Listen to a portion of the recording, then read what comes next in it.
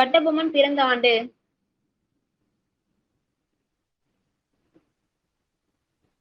1761. Collector Jackson கப்பம் கட்ட சொல்லி கட்டபொம்மனுக்கு கடிதம் அனுப்பிய ஆண்டு 1798 செப்டம்பர். விஜயநகரத்தில் அறிமுகமான தங்க நாணயம் எவ்வாறு அழைக்கப்பட்டது? விஜயநகரத்தில் அறிமுகமான தங்க நாணயம் எவ்வாறு அழைக்கப்பட்டது?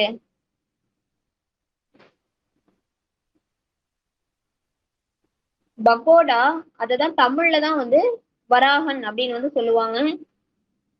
பகோடா மரத்தை உலுக்குதல் என்ற சொலவடை எந்த மக்களிடையே நிலவியது? பகோடா மரத்தை உலுக்குதல் என்ற சொலவடை எந்த மக்களிடையே நிலவியது? இங்கிலாந்து. திப்பு சுல்தானோட ஆட்சியில மைசூர்ல ஒரு பகோடா அப்படின்னா 3½ ரூபாய்க்கு சமமாக எடுத்துக் கொள்ளப்பட்டது.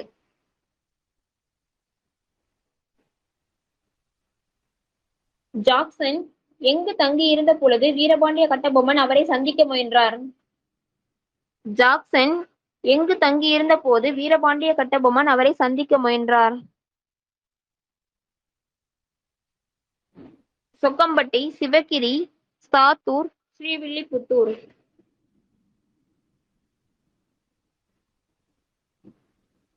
கட்டபொம்மன் கம்பெனிக்கு செலுத்த வேண்டிய எத்தனை வராகன் மட்டுமே பாக்கி இருப்பதை கணக்குகள் மூலம் சரிபார்த்து ஜாக்சன் அறிந்து கொண்டார். 1080. கட்டபொம்மனின் அமைச்சர். கட்டபொம்மனின் அமைச்சர் யார்? சிவ சுப்பிரமணிய பிள்ளை. ராமநாதபுரம் கோட்டை வாசலில் நடந்த மோதலில் டாஸ் உள்ளிட்ட சிலர் கொல்லப்பட்டனர்.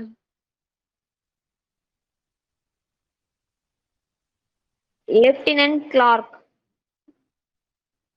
கட்டபொம்மனை கம்பெனி நிர்வாகத்திடம் சரணடையும்படி அறிவிப்பு வெளியிட்டவர் யார்?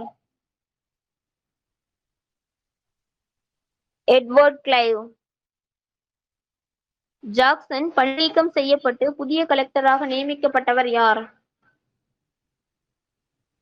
ஜாக்சன் பணிநீக்கம் செய்யப்பட்டு புதிய கலெக்டராக நியமிக்கப்பட்டவர் எஸ்.ஆர். லூசிங்டன்.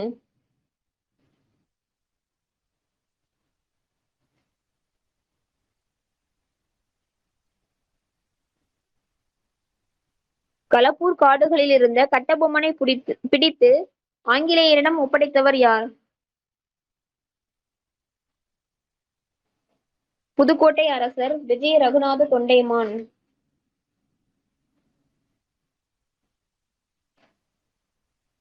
கட்டபொம்மனை கயத்தாறு என்ற இடத்தில் எப்பொழுது விசாரணை செய்தனர்? 1799 அக்டோபர் 16. சிவகங்கையின் தலைநகர் எது? சிவகங்கையின் தலைநகர் எது? சிறுவயல்.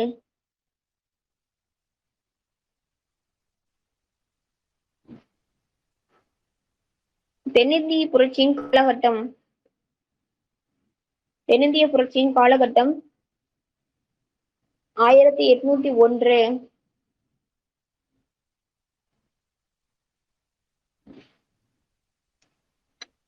தஞ்சாவூர் ஸ்தானிகராக இருந்த யார் படைகளை திரட்டி மாங்குடி அருகே செவத்த தம்பியை வென்றனர்?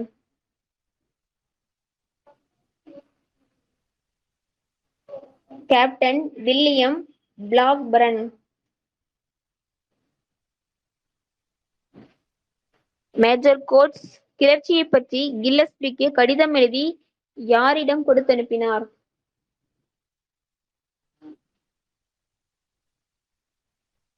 ஸ்டீவன்சன். யார் மதிப்பீட்டின்படி கிளர்ச்சியில் பங்கேற்றதாக 378 பேர் சிறை வைக்கப்பட்டனர்?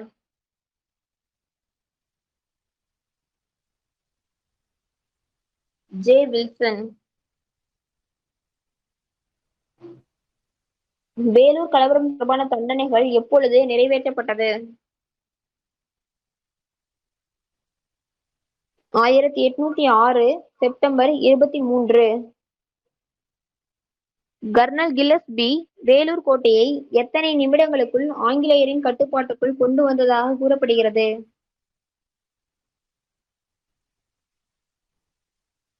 15 நிமிடங்கள். 1806 ஜூலை 11 வேலூர் படையின் தற்காலிக பொறுப்பு அதிகாரியாக நியமிக்கப்பட்டவர் யார்?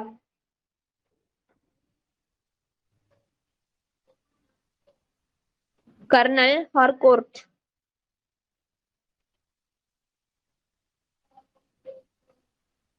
ஜன்மம் என்ற உரிமையை பெற்றவர்கள் எவ்வாறு அழைக்கப்பட்டனர்?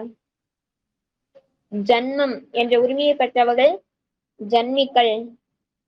கணம் என்ற உரிமையை பெற்றவர்கள் கணம்தார் என அழைக்கப்பட்டனர். ஆங்கிலேயர் மலபாரை எப்பொழுது தங்கள் கட்டுப்பாட்டின் கீழ் கொண்டு வந்தனர்? 1792. கோல் கிளர்ச்சியின் காலகட்டம். கோல் கிளர்ச்சியின் காலகட்டம் 1831 to 1832. சந்தால் கிளர்ச்சியின் காலம். சந்தால் கிளர்ச்சி 1855 முதல் 1856 வரை. முண்டா கிளர்ச்சி. முண்டா கிளர்ச்சி எப்பொழுது நடைபெற்றது?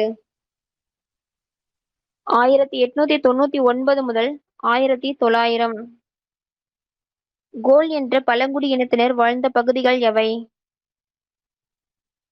கோல் என்ற பழங்குடி இனத்தினர் வாழ்ந்த பகுதிகள் பீகார், ஒரிசா, சோட்டா நாக்பூர் மற்றும் சிங்பூம். கோல் கிளர்ச்சியின் தலைவர் யார்? கோல் கிளர்ச்சியின் தலைவர் புத்த பகத்.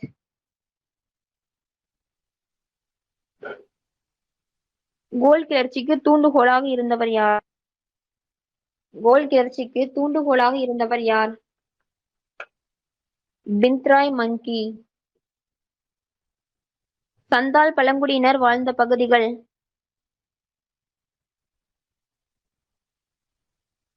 வங்காளம், பீகார், ஒரிசா. இந்த சந்தால்களை மஞ்சி அப்படின்னு சொல்லியிருப்பாங்க. அதாவது வேறு பேர் மஞ்சி.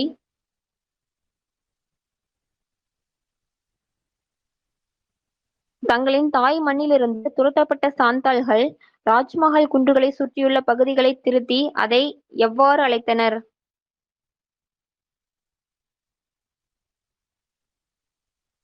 சந்தால்களின் நிலம் அல்லது டாமின் ஈ கோ என்று அழைத்தார்கள். தொடக்கத்தில் சந்தால்களின் தலைவராக இருந்தவர்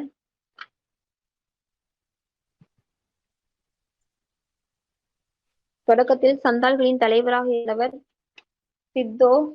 அவரை அரெஸ்ட் பண்ணதுக்கு அப்புறம் கிளர்ச்சியை வழிநடத்தினவர் யாரு அப்படின்னா கானு அப்படிங்கிறவர். முண்டாக்களின் கிளர்ச்சியை வழிநடத்தியவர்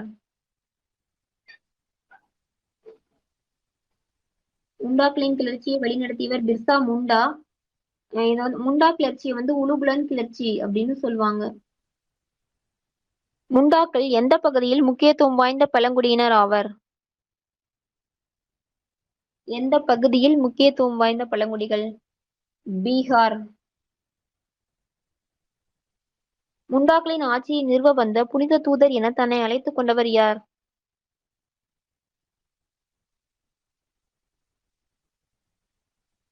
பிர்சா முண்டா.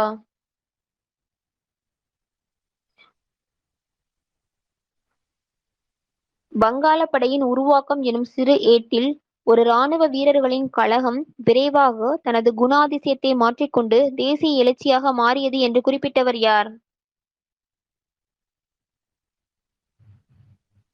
கர்னல் மல்லீசன். சவார்கரின் இந்திய விடுதலை போர் நூல் வெளியான ஆண்டு?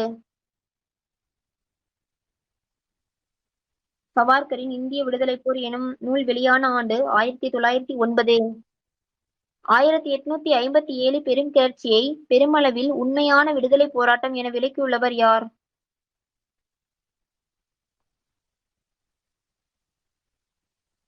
Edward John Thomson.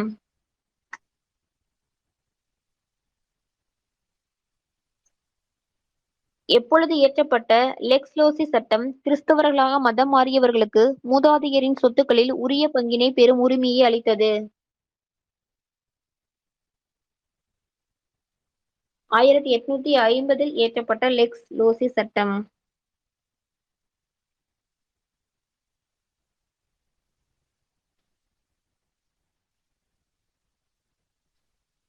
எந்த ஆட்சியாளர் தன்னை பேரரசருடைய வைசிராயாக அறிவித்துக் கொண்டார்? ரோஹில்கண்டின் எந்த ஆட்சியாளர் தன்னை பேரரசருடைய வைசிராயாக அறிவித்துக் கொண்டார்? கான் பகதூர் கான். லக்ஷ்மிபாய் மிகச்சிறந்த தைரியமிக்க தலைவர் என லக்ஷ்மிபாயை பற்றி யார் குறிப்பிட்டுள்ளார்?